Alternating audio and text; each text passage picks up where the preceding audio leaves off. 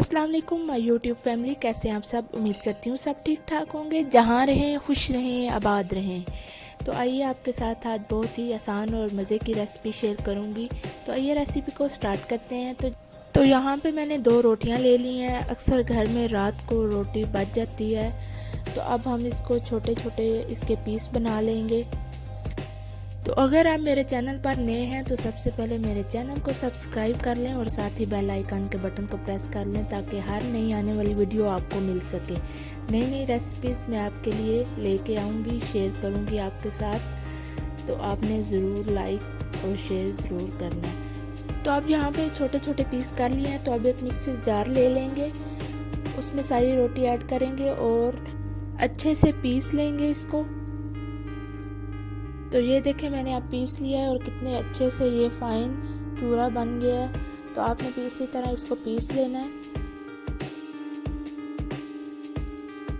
तो अब हमें चाहिए 1 कप मैश्ड पोटैटो, आधा चम्मच सुरख मिर्च, पिसा हुआ धनिया पाउडर 1 चम्मच, आधी चम्मच दड़ा मिर्च, नमक 1 चाय का चम्मच, हल्दी आधा चम्मच, साबुत जीरा आधा चम्मच, गरम मसाला पिसा हुआ आधा चम्मच, मेथी 1 चम्मच, सब्ज मिर्च पेस्ट आधा चम्मच, कटी हुई प्याज आधा कप, अंडा 1 अदद।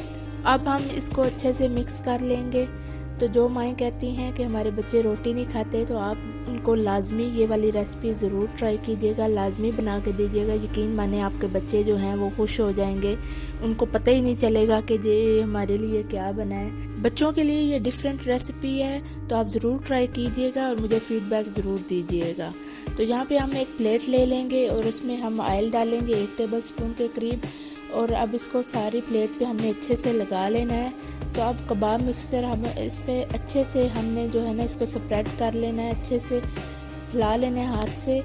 और मेरे पास यहाँ पे जो है वो कटर हैं डिफरेंट शेप्स के, तो आप अपनी मर्ज़ी से कोई भी शेप दे सकते हैं। मेरे पास कटर थे तो मैं कटर यूज़ कर रही हूँ। आप अपनी मर्ज़ी से कोई भी इसको शेप बना के फ्राई कर सकते हैं। और मैं तो इसलिए इस शेप को बना रही हूँ ताकि बच्चों को दिखने में अच्छे लगे और वो खा लें। उनको ये पता ही ना चले कि ये कौन सी रेसिपी है, रोटी से बनी हुई है, किस चीज़ से। यकीन माने ये नगट्स को भी पीछे छोड़ने वाली रेसिपी है। तो ये चाय के साथ खाएं, वैसे एंजॉय करें, बहुत ही मज़े की बनने वाली है। तो आपने ज़रूर ट्राई करना है।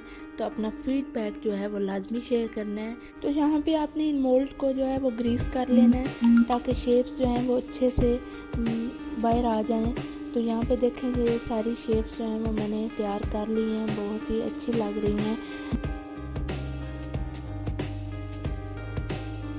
तो यहाँ पे मैंने पहले से तेल को गरम कर लिया है। तो अब हम इसको तेल में फ्राई करेंगे जब तक इसका अच्छे से लाइट गोल्डन ब्राउन कलर नहीं आ जाता, तब तक हम कबाब को जो है वो दोनों साइडों से अच्छे से पका लेंगे।